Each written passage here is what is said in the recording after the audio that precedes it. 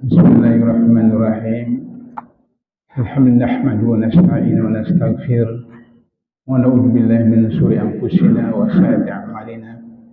May yahdihillahu fala mudilla lahu wa may yudlil fala hadiya lahu. Asyhadu an la ilaha illallah wahdahu la syarika lahu wa asyhadu anna Muhammadan abduhu wa rasuluhu amma ba'd. Qala ta'ala fil karim, a'udzu billahi minasyaitonir rajim. Bismillahirrahmanirrahim. Qul huwallahu ahad, Allahus samad, lam yalid wa lam yulad wa lam yakul lahu kufuwan ahad. Shadaqal azim. Bapak Ibu jemaah salat subuh yang sholih rahmat Allah Subhanahu wa taala, yang pertama-tama dan utama adalah rasa syukur, puja dan puji kita kepada Allah Subhanahu wa taala yang atas rahmat taufik dan hidayahnya kita masih memiliki nikmat iman, nikmat Islam, nikmat kesehatan, nikmat kesempatan sehingga kita dapat bermuajahah di masjid ini dalam rangka melaksanakan salah satu kewajiban ain secara jama'i, salat subuh, dan kita lanjutkan dengan sedikit tadabbur ilmu. Tidak lupa salawat dan salam kepada junjungan kita yang besar Muhammad SAW, keluarga, sahabat, tabi'in, tabi'in sampai kepada kita sekalian.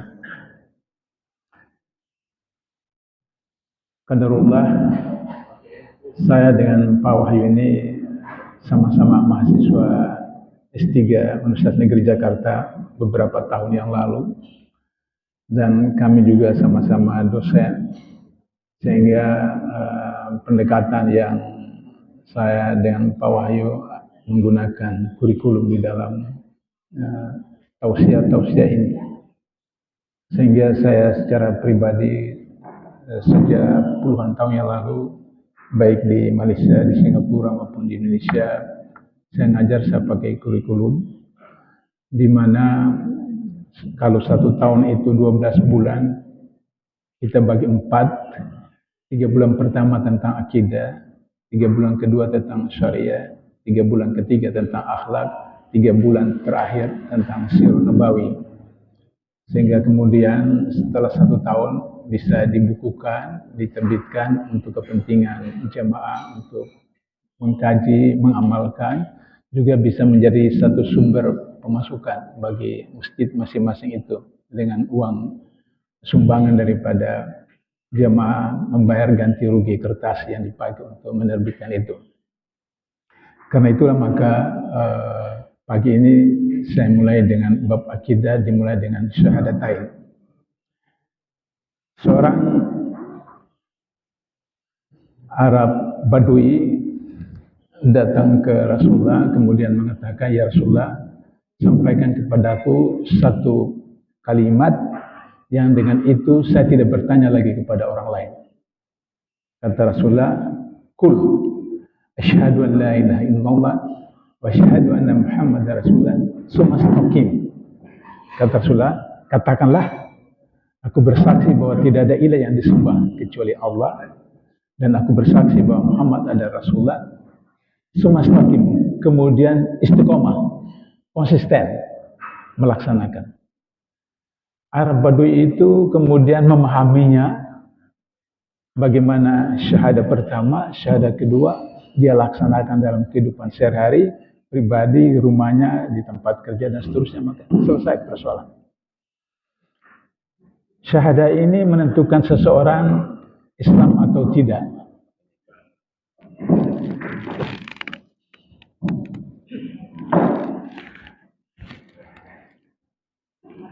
Dia merupakan persyaratan formal seseorang dinyatakan Islam atau tidak. Jadi orang Yahudi secara hakiki itu Islam karena percaya kepada Allah dan percaya kepada Nabi. Nabi umat Kristen juga orang Islam karena percaya kepada Allah dan kepada Nabi Isa. Tapi secara formal, operasional, mereka tidak bisa dinyatakan sebagai Islam karena mereka tidak mengucapkan 2 kalimat syahadah. Ya, ini cuma ucapan, ya cuma ucapan. Tapi Bapak Ibu perhatikan perbedaan antara zina dengan tidak zina. Hasil antara zina dengan tidak zina sama saja. Laki-laki perempuan mendapat nikmat ketika melakukan hubungan seks. Sama. Baik suami istri maupun laki-laki dan perempuan yang bukan suami istri. Yang membedakan bahwa zina itu hilang ketika dia ijab kabul. Itu ucapan. Ketika wali mengatakan, aku nikahkan engkau dengan putriku, bla bla bla binti bla bla dengan mahar sekian, tunai, kemudian diterima, sah menjadi suami istri dan hubungan di antara mereka dua bukan zina. Jadi ucapan itu membedakan seseorang itu berzina atau tidak. Sehingga dengan begitu para sahabat, para mufassirin mempersoalkan apakah bapak daripada Rasulullah atau kakek atau datoknya itu Islam atau tidak, karena mereka tidak mengucapkan dua kalimat syahadat. Abdul Muttalib yang memeliharanya, kemudian Abu Talib pamannya, itu dipersoalkan oleh para mufassir, Islam atau tidak, karena mereka tidak mengucapkan dua kalimat syahadat. Dalam konteks itu maka diserahkan kepada Allah Ta'ala karena Allah yang maha penentu. Seperti itu. Nah, oleh karena itu maka di dalam konteks ini, next, lanjut. Iya, kita mencoba untuk memahami tarif Tuhan itu sendiri. Kamus Besar Bahasa Indonesia menyebutkan Tuhan itu punya dua arti. Yang pertama, Tuhan adalah sesuatu yang diyakini, dipuja, dan disembah oleh manusia sebagai maha kuasa, maha perkasa, dan sebagainya. Arti kedua dalam Kamus Besar Bahasa Indonesia, Tuhan adalah sesuatu yang dianggap sebagai Tuhan. Dalam Ensiklopedia Britannica bahasa Inggris, Tuhan kalau ditulis dengan huruf besar G, God, itu Tuhan, ilah. Tapi kalau God ditulis huruf G dengan huruf kecil, maka bisa berarti Tuhan, bisa berarti dewa, bisa berarti dewi. Itu menurut Ensiklopedia Britannica. Sehingga kalau God pakai huruf besar, itu ilah, Tuhan. Tapi kalau God menggunakan huruf kecil G-nya, maka itu bisa dewa. Dan kemudian bisa jadi dewi, seperti itu. Nah, oleh karena itulah maka dalam syahadat tadi itu, Allah sendiri menyebutkan tentang dirinya, namanya Allah. Coba perhatikan, asyhadu an la ilaha Allah. Aku bersaksi tidak ada Tuhan. Jadi syahadat pertama kita itu menolak Tuhan. Semua Tuhan kita tolak. Apa Tuhan yang kita tolak itu? Next. Itu dia. Pangkat, jabatan. Kita tolak jabatan. Firaun itu melantik dirinya sebagai Tuhan. Tapi fakta sejarah membuktikan bahwa di dalam surat 10 ayat 92 kata Allah, terjemahannya, maka pada hari ini kami selamatkan badanmu supaya kamu dapat menjadi pelajaran bagi orang-orang yang datang kemudian. Hari ini kalau kita datang ke Kairo di museum, bisa kita lihat jenazah Firaun itu ribuan tahun yang lalu masih ditemukan, diamankan, diselamatkan. Dan ketika salah seorang pakar anatomi di Amerika meminjam jenazah Firaun itu di autopsi kalau istilah sekarang, dan dia kaget bahwa di situ di tubuhnya itu ada terasa garam. Kok ada garam, terasa garam, asin. Maka kemudian salah seorang temannya mengatakan, di Quran ada disebutkan bahwa Firaun itu dimasukkan dalam laut. Jadi kisah ini kita sudah semua tahu, cuma saya mau mengingatkan saja kembali tentang bagaimana semua bentuk Tuhan kita tolak dalam syahadat pertama. Ketika Musa diperintahkan untuk datang kepada Firaun untuk menyampaikan ketentuan Allah, yang sebelumnya atas bisikan dari para pembantu-pembantu dari Firaun bahwa akan nanti seorang laki-laki, anak laki-laki yang kemudian akan membunuh kamu, maka Firaun keluarkan maklumat bunuh semua bayi laki-laki yang lahir.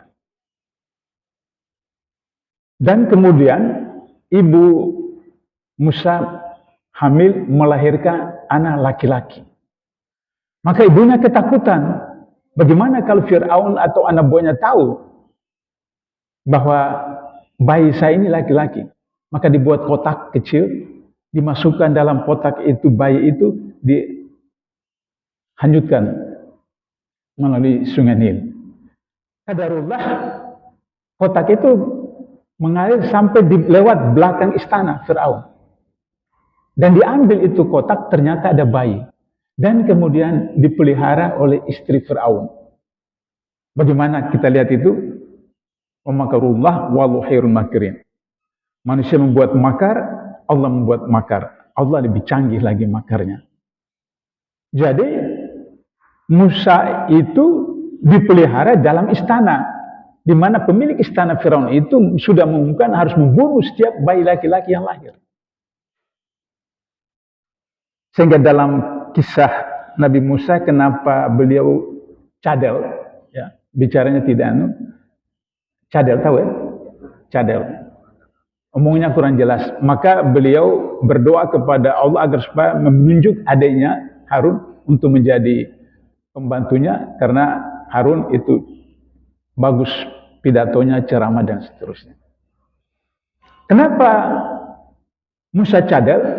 Karena Fir'aun suruh pembantunya untuk ngetes, ini anak biasa atau anak luar biasa. Maka dikasih bara api. Dikasih bara api. Kalau dia adalah utusan Allah, maka dia tahu itu bara api, dia tidak ambil. Tapi Allah biarkan untuk menunjukkan kepada Fir'aun bahwa Musa ini bukan musuh dia. Maka Musa bayi itu mengambil itu bara api, kemudian memakannya. Sehingga kemudian terjadilah lidahnya itu jadi luka sehingga cadel itu. Itu skenario Allah. Sehingga kemudian setelah dia sudah dewasa, kemudian dia membunuh salah seorang di di Mesir, kemudian dia lari, kabur. Kemudian singkat cerita, akhirnya diperintahkan Allah kembali lagi untuk menyampaikan wahyu firman Allah kepada Fir'aun. Fir'aun mendeklarasi, saya sendiri akan menangkap Musa. Maka kemudian Musa dengan jamaahnya dan pengikutnya kabur. Dan mereka menuju ke Laut Merah. Di depan laut, di belakang Fir'aun dengan pasukannya. Apa yang dibuat? Tidak ada pilihan. Maka kata Allah, "Faiza azamta fatawakkal 'ala Allah." Ketika kamu sudah berketetapan mengambil keputusan, serahkan semuanya kepada Allah. Dalam Al-Quran kata Allah, barang siapa yang menyerahkan urusannya kepada Allah, Allah yang menyelesaikan. Maka kemudian dalam konteks penyerahan diri sepenuhnya kepada Allah, Allah perintahkan, pukulkan tongkatmu ke laut itu. Maka kemudian salah satu mujizat Nabi Musa adalah diberi tongkat. Dan kemudian Musa pukulkan tongkatnya itu ke Laut Merah, terbelah. Maka kemudian Musa dengan pasukannya menyeberang. Karena Fir'aun sudah mendeklar dia sendiri akan menangkap, maka dia juga ikut masuk. Tapi karena berselang beberapa menit lebih duluan Musa sampai di seberang, maka Allah tutupkan. Allah tutupkan laut itu dan Fir'aun dengan pasukannya tenggelam. Semua mayatnya hilang kecuali jenazah Fir'aun yang diselamatkan oleh Allah. Dalam kondisi itu Fir'aun bertobat. Tapi tobatnya ditolak oleh Allah. Jadi pelajaran yang kita ingin sampaikan di sini adalah bahwa tobat pada waktu sudah menjelang sakarat tidak diterima lagi Allah. Allah Maha Pengampun. Tapi tobat itu ketika kita dalam keadaan sadar, dalam kita masih sehat, ketika kita masih. Tapi ketika sudah menjelang sakaratul maut, tobat tidak lagi diterima seperti itu. Nah, itulah kemudian kita tolak semua bentuk-bentuk Tuhan itu. Yang slide di bawah itu kita lihat, pakaian yang dipakai Soekarno diusir dari istana itu, pakai kaos oblong. 22 tahun, presiden seumur hidup, keputusan TAP MPRS. menetapkan Soekarno sebagai presiden sumber. Tapi kemudian tanggal 8 Maret tahun 1967 diusir dari istana. Meninggal dalam status tahanan kota. Yang terakhir kita lihat Soeharto 32 tahun, kemudian terjadi krisis ekonomi 98, maka kemudian Soeharto lengser dalam status terdakwa di persidangan menggunakan kursi roda. Jadi kita tolak semua Tuhan-Tuhan itu, kecuali yang dia sendiri menyebutkan namanya dengan Allah. Next. Harta sebagai Tuhan. Korun itu punya 1000 gudang. Kalau kunci rumah biasa, saya satu pocket saja, beberapa kunci pintu depan, pintu belakang, kemudian pagar depan, pagar belakang, kemudian kamar. Jadi masuk aja dalam pocket. Tapi untuk membawa kunci gudang oleh Korun itu 60 ekor unta yang membawa kunci-kuncinya. Karena gudangnya ada 1000 gudang. Sehingga kemudian Korun ini masih sepupu dengan Musa. Tapi karena Korun merasa bahwa dia yang berjuang, bekerja, berusaha, sehingga jadi kaya, maka dia kemudian takabur. Dia merasa bahwa itu usaha dia sendiri, bukan campur tangan Allah. Maka kemudian Allah hancurkan dia di Danau Al-Fayun yang terakhir di bawah itu. Itu danau kira-kira 2,5 jam dari kota Kairo perjalanan. Korun dengan hartanya semua dimasukkan di dalam danau itu, Danau Al-Fayun. Nah, dan sekarang kita kemudian mengenal dengan apa mencari harta karun, ya, di Hut Apar. Itu karunnya ini seperti itu. Apakah sekarang ada karun di Indonesia? Ada Indonesia. Dari 50 orang terkaya di Indonesia yang diterbitkan oleh majalah Forbes tahun 2022, 50 orang itu yang terkaya itu cuma ada satu pengusaha muslim namanya Hairul Tanjung, cuma satu dari 50 orang terkaya di dunia. 4 orang dari mereka itu sama dengan 100 juta kekayaan orang miskin di Indonesia. 4 orang dari 9 naga itu sama dengan 100 juta. Ada yang punya 5,2 juta hektar lahan di seluruh Indonesia. 5,2 juta. Pak Wahyu berapa hektar? Ini 5,2 juta di seluruh Indonesia. Jadi itu korun-korun yang ada sekarang di Indonesia. Next. Marilyn Monroe kecantikan sebagai Tuhan. Dia waktu Soekarno datang ke sana juga berketemu dengan dia, bagaimana akrabnya seperti itu. Dan apa namanya, saya kira kita laki-laki yang di sini kalau ketemu Marilyn Monroe juga pasti tergoda juga kecantikannya itu. Tapi perhatikan slide keempat, di situ disebutkan found nude in bed, hand on phone, took 50 sleep pills. Jadi slide sebelumnya itu beritanya ada Marilyn dead. Jadi Marilyn Monroe meninggal. Kenapa dia meninggal? Karena dia minum pil tidur. 50 pil tidur dia minum. Jadi kecantikan sebagai Tuhan itu tidak akan abadi. Kegantengan sebagaimanapun tidak akan abadi. Sehingga Tuhan karena kecantikan, karena kegantengan dan semua itu ditolak. Next. Bill Gates profesi sebagai Tuhan. Setelah COVID-19 ini kekayaannya 2.000 triliun, sama dengan APBN kita 2022. Tapi sebelum COVID-19 dia 5.000 triliun.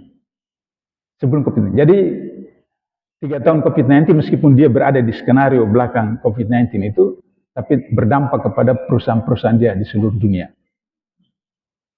Yang slide kanan itu adalah satu bagian daripada aset-aset perumahan-perumahan dia. Waktu ditanya oleh citizen, ditanya oleh pengagumnya, apakah Anda bahagia dengan semua kekayaan Anda miliki? Dia bilang, no, tidak. Lantas membuat Anda bahagia apa? Kata Michael Gates, jika saya melihat anak-anak saya sukses, saya bahagia. Yang kedua, kata Bill Gates, kalau saya konsisten melaksanakan satu tugas, itu saya bahagia. Dia orang kafir, tapi yang dibicarakan adalah ajaran Islam. Konsep Islam. Dia bahagia kalau melihat anak-anaknya sukses. Dia bahagia kalau dia melaksanakan sesuatu itu dengan konsekuen, istiqomah. Tadi hadis pertama yang saya katakan tentang Arab Badui yang bertanya kepada Rasulullah itu. Dan kemudian Rasulullah katakan, sumastaqim istiqomah. Kenapa? Karena kalau kita baca dalam buku-buku Buya Hamka, salah satunya kata Buya Hamka, saya datang ke Mesir, saya jumpa orang Islam, tapi saya tidak jumpa Islam. Saya datang ke Eropa, ke Amerika, saya tidak jumpa orang Islam, tapi saya jumpa Islam. Jadi umat Islam dengan Islam itu berbeda. 10 tahun lalu satu survei yang dilakukan oleh salah satu universitas di Amerika Serikat menemukan bahwa negara paling Islami di dunia adalah New Zealand. Negara paling Islami di dunia adalah New Zealand. Baru kemudian negara-negara Skandinavia, Denmark, Swedia, Swiss. Itu semua negara-negara kafir yang penduduk Islamnya bisa dihitung dengan jari. Tapi kenapa hasil survei itu, ini akademis, penelitian survei, menemukan bahwa negara yang paling Islami itu adalah mereka. Karena substansi ajaran Islam itu yang mereka laksanakan. Di Denmark misalnya, ada penjara tapi tidak pernah dikunci. Rumah-rumah orang itu ditutup tapi tidak digembok, tidak dikunci, ditutup saja. Waktu ditanya, kenapa pintu Anda tidak ditutup? Loh, kenapa? Nanti dicuri, siapa yang mencuri? Ada orang Indonesia datang ke Denmark, di halte bis, kemudian sampai di hotel, baru dia ingat, tustelnya, dulu kan pakai tustel. Itu tertinggal di halte bis. Dia kembali lagi kurang lebih 1 jam pulang pergi. Tustelnya itu masih ada di halte bis. Itu Islamnya sebagian besar masyarakat Eropa. Sehingga kemudian beberapa waktu yang lalu, Jepang melakukan robot, menciptakan robot untuk menangkap pencuri. Sekitar 10 tahun yang lalu. Kemudian operasional dipraktekkan di Tokyo, tidak ada yang ditangkap. Kemudian datang ke Singapura, ada 1-2 orang ditangkap. Di Malaysia, beberapa orang. Sampai ke Indonesia dioperasikan, robotnya yang dicuri. Itu luar biasa seperti itu. Nah, orang Indonesia. Jadi substansi Islam itu, kalau kita perhatikan dalam Al-Quran, Al-Baqarah 84 itu, Syahrul Ramadan lan unzila fil Qur'an hudal linnas wa bayyinatin minal huda wal furqan. Ramadan, bulan diturunkan Al-Quran, petunjuk bagi manusia, hudal linnas. Petunjuk bagi manusia. Manusia itu orang Arab, orang Yahudi, orang Israel, orang Mesir, orang Papua, orang apa, Islam, Yahudi, Nasrani, ateis. Manusia. Yang kalau mereka melaksanakan Quran itu, mereka memperoleh manfaat. Meskipun di neraka, tetap mereka masuk neraka. Tapi mencapai kebahagiaan di dunia. Orang Islam yang punya tapi tidak melaksanakan, ya tidak dapat. Seperti itu. Karena itu maka setelah kasus WTC, pemboman di Washington dan New York, hari ini orang-orang Islam, orang-orang kafir di Eropa dan Amerika setiap hari ada yang masuk Islam. Kenapa? Ketika WTC dibom itu disebutkan Islam teroris apa, mereka penasaran apa sih Islam teroris. Maka mereka buka proposal Google, mereka baca, loh, ternyata Islam ini luar biasa.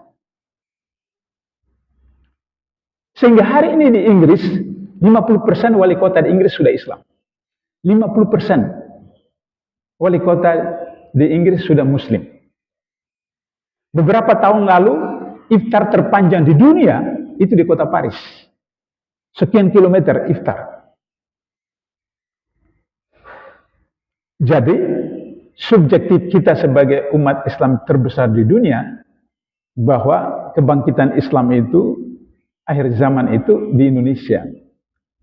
Tapi kalau kita tidak ikuti petunjuk Quran dan Sunnah, ya tidak. Bisa saja Bosnia, bisa saja Inggris, atau bisa saja Turki lagi. Tapi kalau menurut hadis, Turki kan sudah pernah. Nah, sehingga mungkin bukan Turki lagi. Ya mudah-mudahan Indonesia. Gambar di bawah itu, dia, Kate McCartan ini mendapat hadiah Pulitzer, itu hadiah tertinggi bagi jurnalistik, fotografer. Profesinya dia itu luar biasa hingga kemudian mendapat hadiah Pulitzer. Tapi setahun kemudian dia bunuh diri. Kenapa? Karena dia kejar profesinya sebagai fotografer yang berhasil mendapat hadiah internasional. Karena dia memoto satu anak Afrika yang kelaparan, kehausan, dalam keadaan bencana, dan anak bayi itu bukan bayi, bocah, sekitar 5 tahun. Itu merayap untuk mendatangi tempat penampungan. Tentu. Dan di belakang itu ada burung gagak yang siap untuk kalau anak ini mati, maka dia akan mangsa. Nah, Kevin Carter ini memoto itu, dan kemudian disampaikan, dipublikasikan, kemudian dapat hadiah Pulitzer. Tapi setahun kemudian dia bunuh diri karena kenapa dia tidak menyelamatkan anak itu, bahwa pergi menyelamatkan, tapi dia hanya kejar profesinya untuk mendapat hadiah, menjadi terkenal dengan foto itu, kemudian menjadi dapat hadiah. Jadi profesi itu bisa kemudian menjadi Tuhan, bisa menjadi Tuhan, dan itu yang ditolak. Next. Nah, karena itulah maka kemudian pada awal tadi saya ajak kita untuk bicara tentang bagaimana mengenal eksistensi Allah itu melalui surat Al-Ikhlas. Yang sederhana sekali. Kul, katakan, huwa dia Allah Ahad. Ahad. Pada pagi ini kita hanya bicara tentang Ahad. Yang lain itu nanti pada lain waktu. Sehingga next.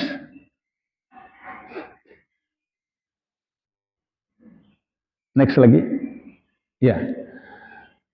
Bagaimana kita memahami ayat 1? Allah itu cuma satu, Allah Ahad, sebagai pencipta. Jadi tidak ada 2 pencipta, tidak 3 pencipta. Dalam agama tertentu ada Tuhan ini, Tuhan ini, Tuhan ini. Tapi dalam ayat 1 surah Al-Ikhlas ini, dia hanya sendiri, tunggal, Ahad, sebagai pencipta. Pencipta Allah, pencipta alam semesta, kemudian pencipta manusia. Next. Kita lihat, jadi slide pertama itu bagaimana galaksi-galaksi yang dengan kekuasaan yang diberikan Allah terhadap satu zarah. Zarah itu kalau dulu ada sekolah pakai kapur guru. Kapur itu kalau kita copy begitu, telur itu namanya molekul. Molekul. Itulah zarah. Jadi sebesar itu alam semesta dulu, ribuan tahun yang lalu, Allah ciptakan. Dengan sebesar zarah itu, kekuatan yang Allah berikan kepadanya kemudian meledak. Meledak. Sehingga kemudian terciptalah alam semesta seperti sekarang ini.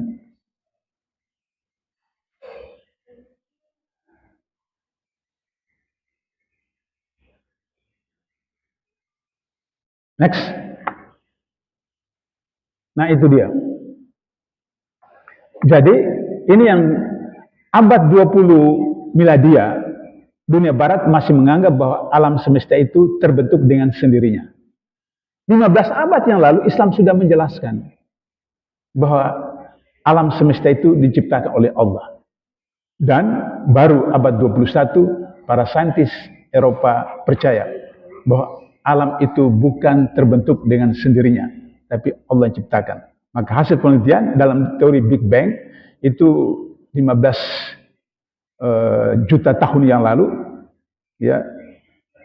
Kemudian sudah itu setelah Big Bang tadi itu, zarah tadi itu pecah, maka terbentuklah bintang-bintang. Terbentuklah bintang-bintang 10 juta tahun yang lalu. Kemudian mulai dengan pembentukan matahari untuk galaksi Bima Sakti kita, matahari. Itu yang 5 juta tahun yang lalu. Kemudian mulai terbentuk semacam bumi, mulai bergerak seperti itu. Itu 4,5 juta tahun yang lalu. Kemudian yang pertama adalah pembentukan samudra pertama. Samudra pertama itu 3,8 juta tahun yang lalu. Sudah itu kemudian mulai yang dalam Al-Quran kita baca bahwa hari pertama, hari kedua, sampai kemudian hari terakhir Allah bermukim di aras, kembali ke aras. Maka kemudian terbentuklah bumi kita, hari pertama, kemudian hari kedua, dan hari ketiga mulai Allah ciptakan air dengan tanaman-tanaman. Kemudian hari keempat Allah menciptakan matahari, bulan, dan bintang-bintang. Kemudian hari kelima Allah menciptakan laut dengan burung-burung. Dan terakhir adalah binatang dan kemudian manusia. Kenapa manusia terakhir Allah ciptakan? Karena ketika manusia Allah ciptakan, sarana prasarana sudah ada, sehingga tersedia seperti itu. Itu bagaimana skenario daripada Allah Subhanahu wa taala. Next. Allah mencipta alam, tapi Allah juga menciptakan manusia. Ya ayuhan nasu budu rabbakum alladzi khalaqakum walladzina min qablikum la'allakum tattaqun. Wahai manusia, sembahlah Rabbmu yang menjadikan kamu dan orang-orang sebelum kamu, mudah-mudahan kalian menjadi orang-orang yang takwa. Hasil penelitian menunjukkan bahwa ketika berhubungan suami istri, maka kemudian lepas sperma dari suami itu antara 200 sampai 500 juta. Sekali kita sembur, orgasme suami, itu 200 sampai 500 juta sperma. Tapi dari 200 sampai 500 juta itu saling meninju, saling sikut, saling menendang untuk merebut satu ovum, slide kedua. Yaitu yang dipunyai oleh istri kita. Hanya satu yang berhasil. Jadi kita ada sekitar 100 orang ini, 270 juta rakyat Indonesia, 6 miliar penduduk dunia, itu adalah manusia-manusia unggulan. Karena ketika kita dalam rahim ibu kita, kita saling berebut, dan kemudian kita yang menang. Yang 199 juta itu kalah. Sehingga kita jadi lahir. Pertanyaannya adalah, kenapa kemudian kita tiba-tiba sebagai yang pemenang dalam pertarungan yang sudah kandung kita dalam rahim ibu kita, kemudian kita jadi koruptor, kemudian kita jadi penzina, kemudian kita jadi pembunuh, kemudian kita menjadi pendusta? Karena kita lupa pada status kita, bahwa dalam Al-Quran sperma itu disebut dengan air yang hina. Air yang hina. Jadi Anda presiden, menteri, gubernur, wali kota, Anda air hina, dari air yang hina. Itu sebabnya kenapa dalam tata cara sholat itu yang paling tinggi derajatnya adalah ketika sujud. Presiden ke, menteri ke, gubernur ke, raja itu kalau dia Islam harus mencium tanah. Tempat yang paling anggap hina diinjak-injak setiap saat. Untuk menyadarkan kita bahwa kita berasal dari air yang hina. Sehingga kita menyerahkan diri kita. Kemudian yang slide ketiga menjadi mudghah. Segumpal darah, kemudian daging, kemudian tulang, kemudian dilumbuti lagi dalam waktu 9 bulan 9 hari, maka lahirlah dalam bentuk janin. Jadi Allah yang menciptakan. Seperti itu. Next. Maka dia coba diperhatikan. Masya Allah. Tadi Pak Imam kita membacakan surat Ar-Rahman. Coba perhatikan slide pertama itu. Dalam surat Ar-Rahman yang imam kita tadi baca, itu ada 31 kali Allah menyebutkan nikmat Allah yang manakah lagi yang kamu dustakan. 31 kali. Allah mengulang-ulang. 31 kali. Tidak ada satu surah yang satu pernyataan itu diulang-ulang sampai puluhan kali, kecuali surat Ar-Rahman. Perhatikan tentang tubuh kita itu. Lantas kemudian, slide kedua. Ini rambutnya gondrong. Coba Bapak Ibu sekalian pegang alis masing-masing. Pernahkah alis Bapak Ibu itu panjang seperti rambut kita? Padahal dia berada pada organ yang sama, kepala. Kalau ibu-ibu di tempat lain, memang mereka cukur kemudian kasih pensil. Bukan ibu-ibu di sini ya, di tempat lain. Ya, dicukur alisnya baru dikasih pensil. Maksudnya supaya tambah cantik.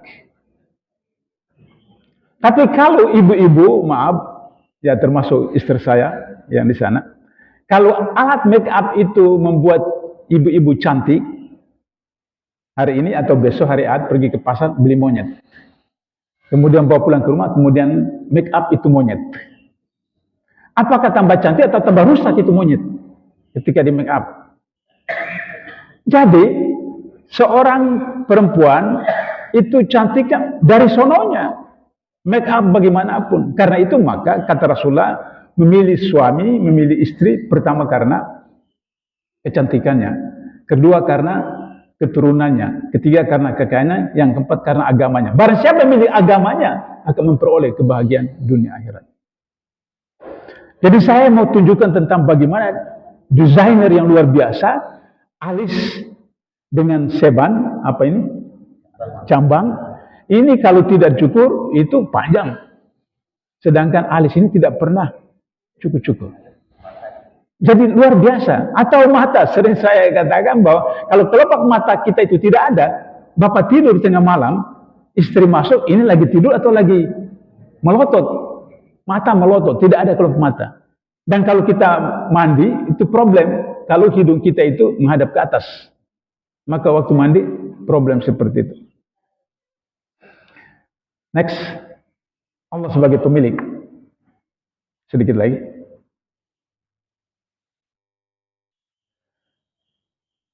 Allah menciptakan kamu, kemudian memberi kamu rezeki, lalu mematikan kamu, kemudian menghidupkan kamu. Adakah di antara mereka yang kamu sekutukan dengan Allah itu yang dapat berbuat sesuatu yang demikian? Maksud dia dan mati gitu Allah. Telah tampak kerusakan darat dan di laut disebabkan bla bla bla. Itu Ar-Rum ayat 40-41. Jadi Allah sebagai pemilik. Tangan saya ini bukan milik saya. Tangan saya ini milik Allah, dititipkan kepada saya. Seluruh tubuh saya bukan milik saya. Ini hak guna pakai. Diberikan Allah kepada saya. Jadi kalau Allah mau ambil, terserah kepada Allah. Nah karena itu maka kita lihat di slide kedua. Allah sebagai pemilik. Perhatikan slide pertama itu. Itu kapal sampai sekarang masih diabadikan, tidak dipindahkan. Itu di Banda Aceh. Di Aceh. Ketika tsunami. Itu sekian kilometer dari laut dibawa oleh tsunami dan terdampar di situ.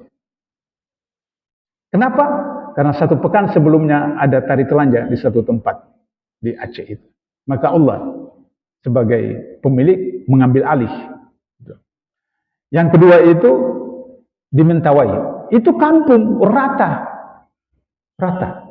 kampung. Yang ketiga NTT. Yang keempat di bawah Mataram. Yang terakhir, yang tengah di bawah itu di Palu Donggala. Beberapa waktu yang lalu, 2 bulan lalu, saya ke Palu, kemudian saya minta diantar ke tempat-tempat yang terjadi evakuasi. Dan saya menemukan saksi hidup yang menyaksikan menjelang maghrib itu, dia beritahu sama suami, itu kenapa rumah di atas itu ada di langit?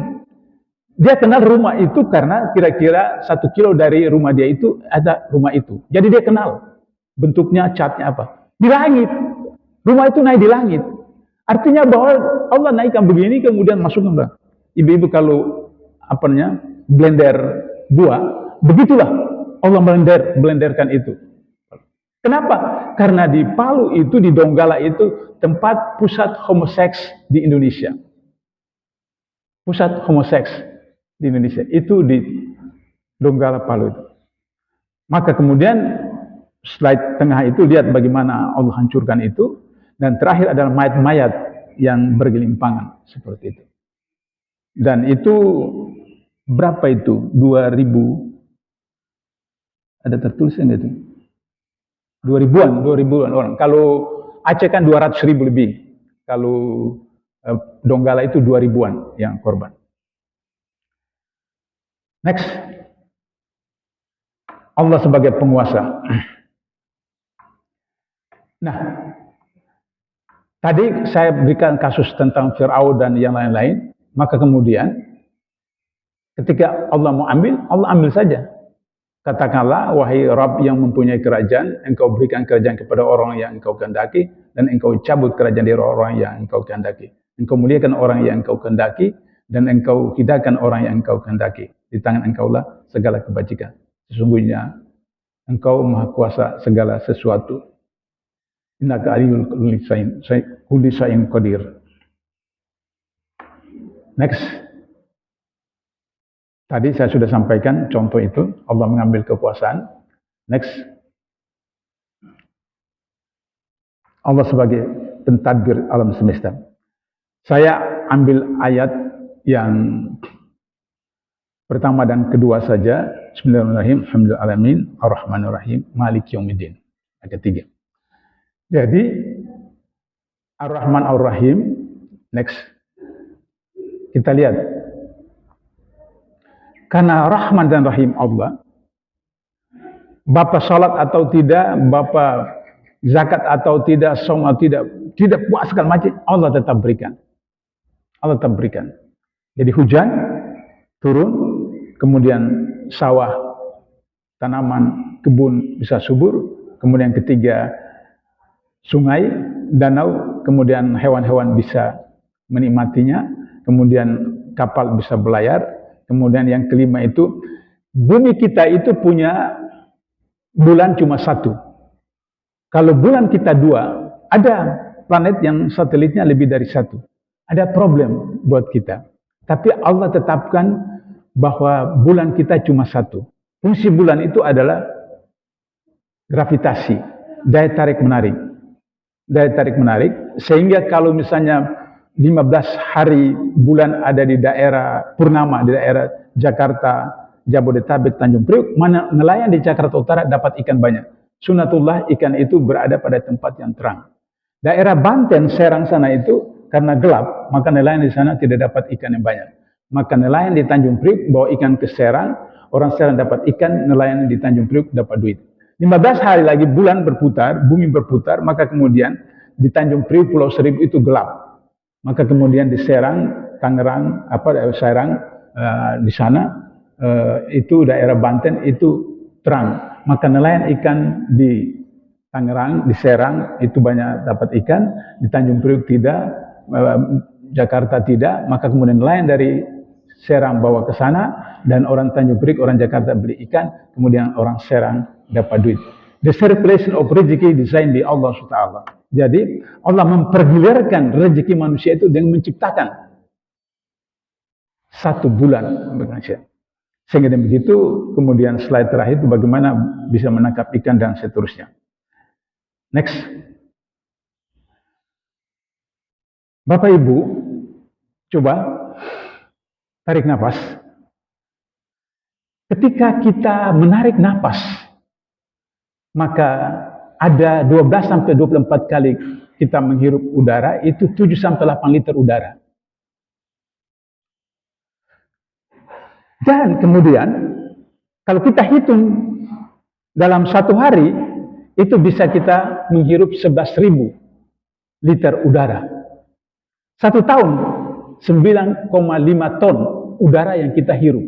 Satu tahun. Dari 9,5 ton itu, 23% adalah oksigen. Nah, kita biasa istri kita 1 bulan sekali beli yang gas kecil itu. Berapa ribu, Bu? 50.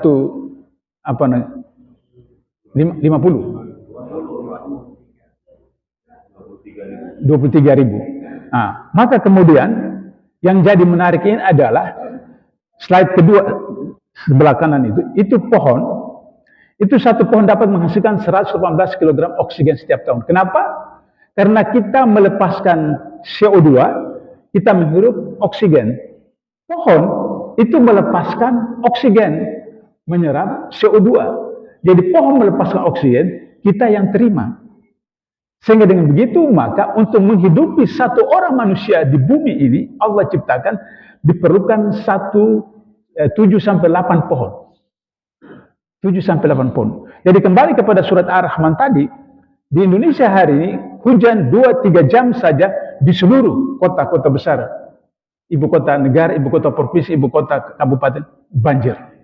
Kenapa? Karena pohon kita tebang sesuka hati. Dan kemudian terjadilah bencana.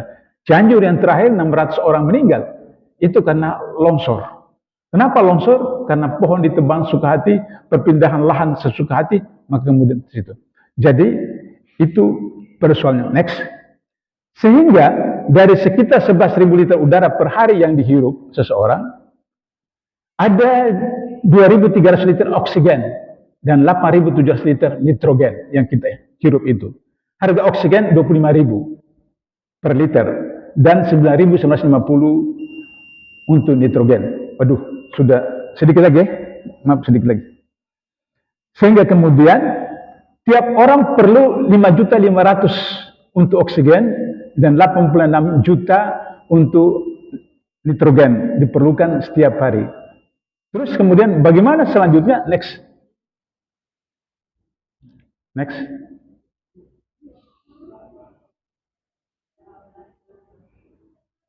Mundur. Mundur.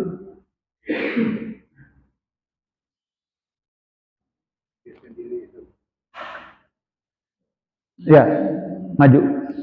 Oke.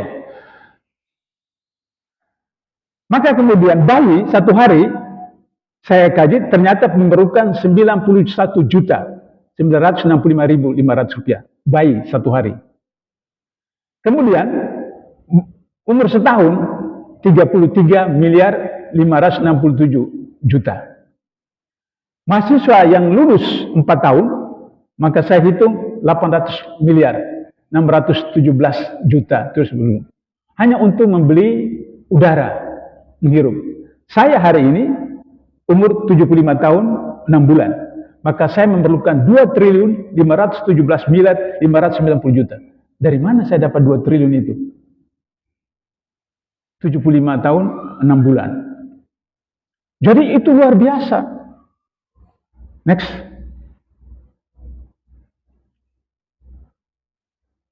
Allah sebagai pengawas. Langsung aja karena sudah bel tadi. Nah itu. Ini slide pertama itu di kantor KPK lama. Semua orang yang datang masuk itu di scanning barangnya. Kemudian slide kedua itu pakai fingerprint masuk. Slide ketiga untuk naik ke lift itu pakai ID, tutup.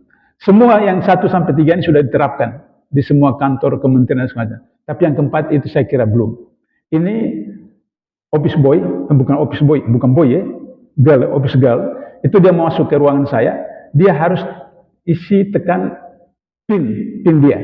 Pin dia hanya dia sendiri yang tahu untuk bisa masuk ke ruangan saya seperti itu. Jadi itu bagaimana Allah menciptakan satu trigger dengan IT untuk kemudian kita melatih diri untuk disiplin dan kemudian setelah sudah biasa di luar IT kita akan terbiasa untuk melakukan itu. Maka kemudian next ketika kita tidak menganggap Allah sebagai pengawas, inilah yang terjadi. 42 dari 45 anggota DPRD Kota Malang bareng-bareng berampungan ditangkap oleh KPK. 42 dari 45. Jadi bubar itu DPRD. 42. Kemudian slide kedua itu Mensos dalam waktu 7 bulan saja mengkolek 17 M di bawah KPK. Kemudian yang dibawa itu ketua DPR itu kemudian tuh. Dan terakhir ya teman kita Ferdi Sambo itu luar biasa. Polisi menembak polisi di rumah polisi dan kemudian direkayasa oleh polisi dan CCTV-nya hilang. Ya. Ya, terakhir. Mudah-mudahan ada manfaatnya karena tadi sudah bel itu saya kembalikan kepada jemaah Apakah ada tanya jawab atau langsung mau sholat? Ada? Oh, silakan.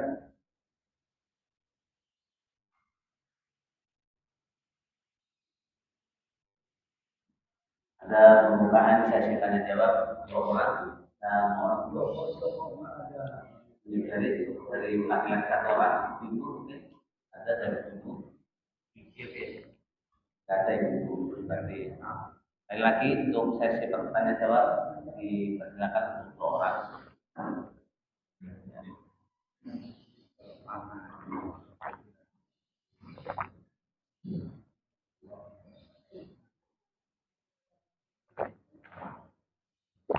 Assalamualaikum warahmatullahi wabarakatuh.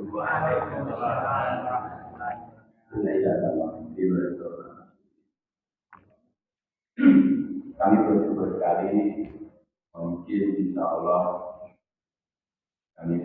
saya pernah jadi mahasiswa Bapak. Mungkin kami tidak di judul yang disampaikan dari Pak Garnaya dan Bapak hasilkan dua kali masyarakat.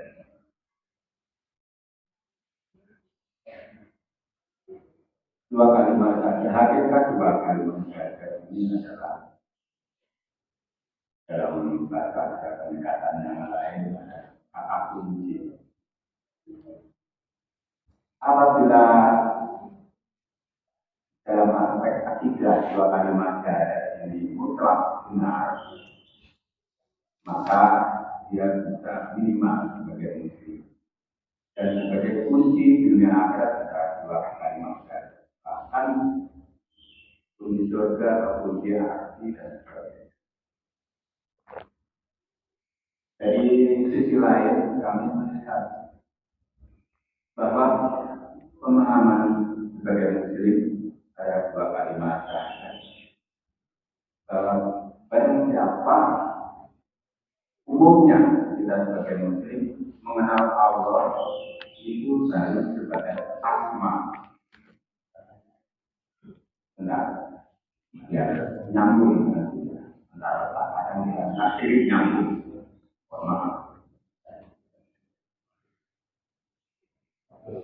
Ketika seorang muslim hanya memahami dua kalimat syahadat hanya sebatas ucapan atau ikrar, yang kedua bisa dia memahami dua kalimat syahadat dengan tujuan keilmuan. Ya. Yang ketiga, maaf, apabila pemahaman secara hakul yakin, kedudukan dua kalimat syahadat sekarang konteksnya adalah hakikat. Itu adalah sehingga dia mencapai minimal mengenal Allah atau menyaksikan. Pertanyaannya, bagaimana hukumnya orang yang mengenal Allah baru tetap asma, bahkan dia cukup dengan mengucapkan mengucapkan dua kalimat saja, tapi belum sampai pada pemahaman sebagai keilmuan untuk mencapai penyaksian Allah sendiri. Secara hukumnya, apakah dia nanti tergolong husnul khotimah atau su'ul khotimah? Terima kasih.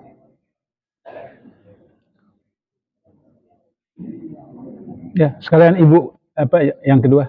Lagi satu lagi, sekalian. Udah.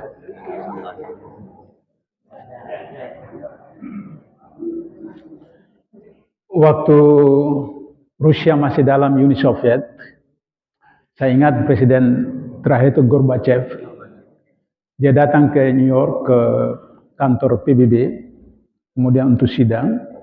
Dia jalan buru-buru, pintunya itu kan pintu kaca yang begini otomatis. Karena buru-buru cepat itu belum terbuka betul, dia masuk, kemudian bahu dia kena itu terus. Terus kemudian, oh my God, ini orang komunis lah. Dia sebut Tuhan. Ya. Artinya bahwa sunatullah manusia itu adalah bertuhan, mengaku Tuhan. Ya, karena itu tadi saya katakan sunatullah. Tinggal lagi Tuhan yang mana, seperti itu. Tadi sudah jelaskan. Kalau God pakai G besar, itu ilah bahasa Arabnya. Tapi kalau God G kecil, maka itu bisa dewa, bisa dewi dan seterusnya. Nah, sehingga begitu maka syahadah itu merupakan persyaratan formal. Persoalannya adalah dia laksanakan atau tidak. Karena itu tadi saya katakan Arab Badu itu menanyakan itu, kemudian Rasulullah menambah yang terakhir, semastaqim, konsekuen. Jadi memahami Allah itu apa. Nanti ada apa namanya tauhid rububiyah, tauhid ilahiyah, tauhid asma wa sifat dan seterusnya. Memahami itu. Bagaimana caranya kita tidak lihat Allah? Maka syahadah kedua. Bagaimana Rasul? Bagaimana sholatnya Rasul? Bagaimana saumnya Rasul? Bagaimana hubungan suami istri Rasul? Tetangganya menjadi panglima perang, menjadi kepala negara.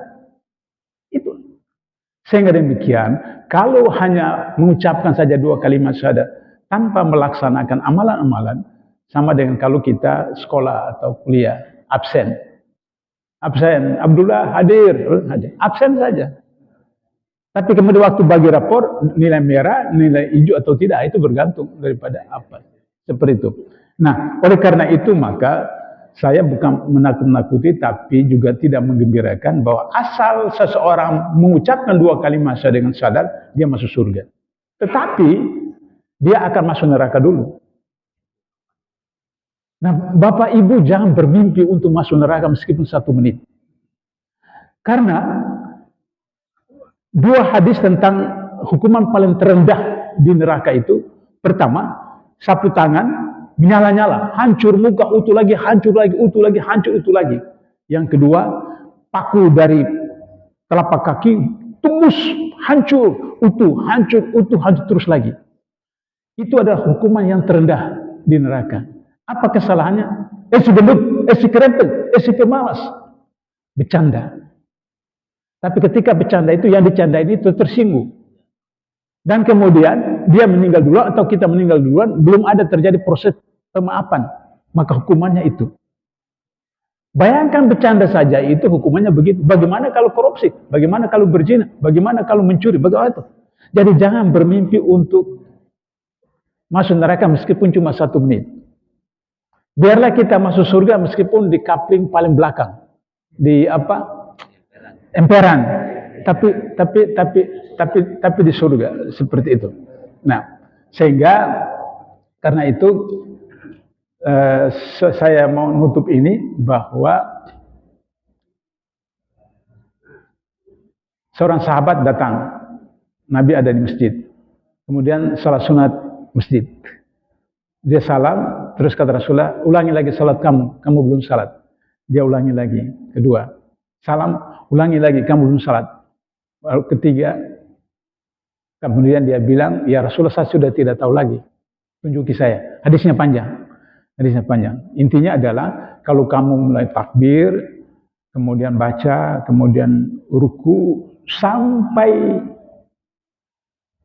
rusuk tulang itu berada pada posisinya. Dan kemudian rata, kalau taruh air di atas punggung itu tidak tumpah di gelas atau apa itu. Kemudian bangkit, sampai semua bagian-bagian tubuh itu kembali kepada posisinya.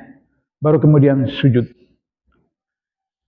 Dalam konteks ini maka kalau tidak tumanina seperti itu, maka sholatnya tidak diterima. Karena sahabat tadi tidak tumanina. Ditolak. Kata Rasulullah, kamu belum salat.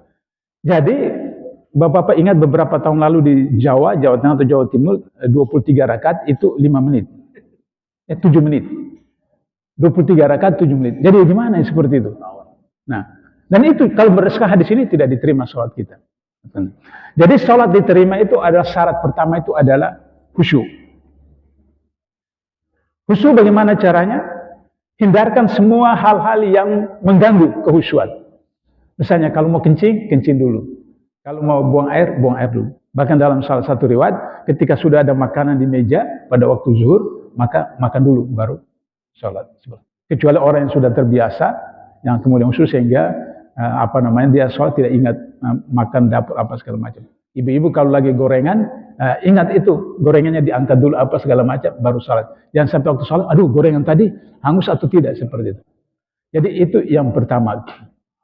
Yang kedua, kemudian ketika kita takbir Allahu Akbar, Allah Maha Besar, kita hayati Allah Maha Besar. Berarti dunia dan seluruh isinya kecil. Pada waktu itu haram diingat. Dunia kecil, Allah yang Maha Besar. Yang ketiga, ketika sholatnya atau zahar seperti tadi, maka kemudian ketika imam Bismillahirrahmanirrahim, kita terjemahkan dalam hati. Kemudian kita hayati dengan nama Allah yang Maha Pengasih Penyayang. Di situ luar biasa. Alhamdulillah segala puji bagi Allah. Kita terjemahkan dalam hati. Karena itu disarankan agar imam ketika sholat zahar membaca surah-surah yang populer. Sehingga kemudian jamaah itu kemudian mengikutinya. Jamaahnya mengikuti seperti itu. Tapi kalau bukan sholat zahar, sholat sir, maka zuhur dengan asar, maka kita membaca surah-surah yang kita kuasai, paham artinya sehingga kemudian terjemah. Dan yang terakhir adalah tumanina. Tumanina itu menentukan kehusyuan. Jadi kalau misal berdasarkan hadis tadi, kalau tidak tumanina, maka tidak diterima sholatnya. Seperti itu. Nah, sehingga dengan begitu, maka kemudian apa yang saya ingin sampaikan pada itu, kita ucapkan, kemudian hayati, kemudian aplikasi. Maaf Pak, pernah ikut tes psikotes enggak? Siap. Bagaimana cara untuk Bapak lulus psikotes?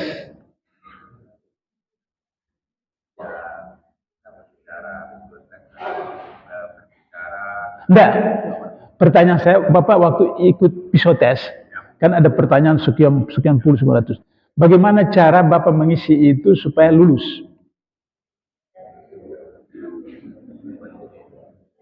Ya, cara kita sesuai dengan kata hati. Ya. Karena itu sebenarnya memang kita untuk mengetahui cara berpikir orang arahnya kemana jelaskan. Ya. Jadi psikotes itu ada yang 100, ada 200, ada 300, ada waktunya setengah jam, ada 1 jam, ada 2 jam. Kalau Bapak baca soal pertama psikotes, Bapak berpikir berarti mungkin setengah menit. Gitu. Kemudian sampai 51 pertanyaan, itu dia akan ulang yang di depan. Tapi bahasanya lain. Saya pernah jadi pansel, jadi saya memahami itu. Maka kalau Bapak berpikir, Bapak tidak akan lulus. Karena waktunya habis. Waktunya habis, Bapak tidak lulus. Jadi caranya bagaimana? Langsung. Bagaimana Bapak tahu Bapak lulus? Bapak isi itu benar? Karena itu yang Bapak lakukan setiap hari. Jadi tulis apa yang Bapak lakukan setiap hari. Misalnya, sebutkan sila ketiga Pancasila. Masih pikir kan? Berarti belum lulus Pancasila. Jadi begitu bangun tidur, sebutkan rukun 2. Jadi otomatis. Sehingga ketika kita isi itu, praktek. Nah karena itu maka persoalan yang disebutkan dalam Quran dan Sunnah itu adalah kabura maqtun lam taqulu ma la taf'alun. Murka Allah bagi orang yang mengatakan sesuatu tapi tidak melaksanakannya. Nah, sehingga apa yang dilakukan? Satu. Sebagai penutup, saya selalu jelaskan buat mahasiswa saya, snowball. Snow itu di puncak gunung kecil, seperti kelereng, tapi dia bulat. Dia menggelinding sampai di bawah besar, tapi dia bulat. Itulah yang maksudnya udhulu fisilmi kafah. Masuk dari Islam secara totalitas. Kita baru 5 waktu, tapi jujur, tidak bohong, tidak apa semacam. Kemudian kita tambah dengan rawatib, sunnah rawatib, jujur, disiplin, semacam. Sudah itu kemudian kita tambah dengan sholat malam. Terus jujur, disiplin, berkinerja tinggi. Terus lingkaran kedua, lingkaran ketiga, lingkaran empat. Terus seperti itu. Jadi bertahap seperti itu. Insya Allah kalau itu laksanakan, mudah-mudahan. Baik, saya kira sudah cukup waktunya karena. Pak Imam mana tadi? Pak Imam doa. Ya, kita tutup dengan doa kepada majelis saja ya. Ya. Subhanakallahumma wa bihamdika asyhadu an la ilaha illa anta astaghfiruka wa atubu ilaik. Billahi taufiq wal hidayah. Wassalamualaikum warahmatullahi wabarakatuh. Waalaikumsalam warahmatullahi wabarakatuh. Terima kasih kepada Pak Abdullah yang awal yang telah memberi wawasan kepada kita bahwa bagaimana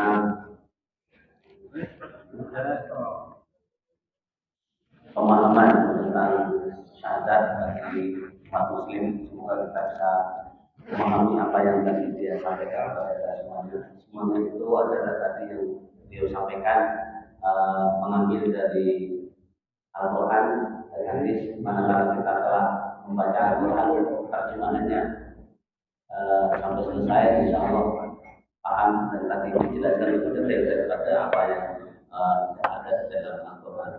Yang kita ada tadi adalah rapot yang dari Jepang tadi. Jadi semua negara itu yang paling tepat adalah Indonesia, karena Indonesia mampu mencuri robotnya. Dan tadi masih kita mana robotnya itulah kepada orang Indonesia. Tidak ada di Al-Quran. Terima kasih sekali lagi kepada Bapak Abdullah bin Muhammad yang telah memberikan wawasan dan pengertian kepada kita jemaah kita dulu. Semoga kita semuanya dari sini menjadi tambah wawasan untuk masyarakat hidup dan kehidupan.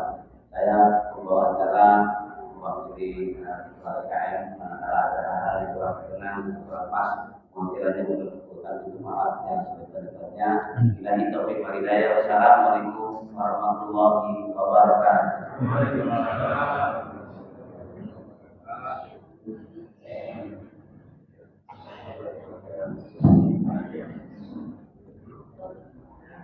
Saya mau ke toilet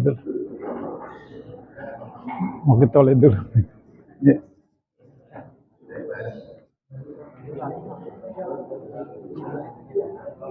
Allah, saking bersemangat.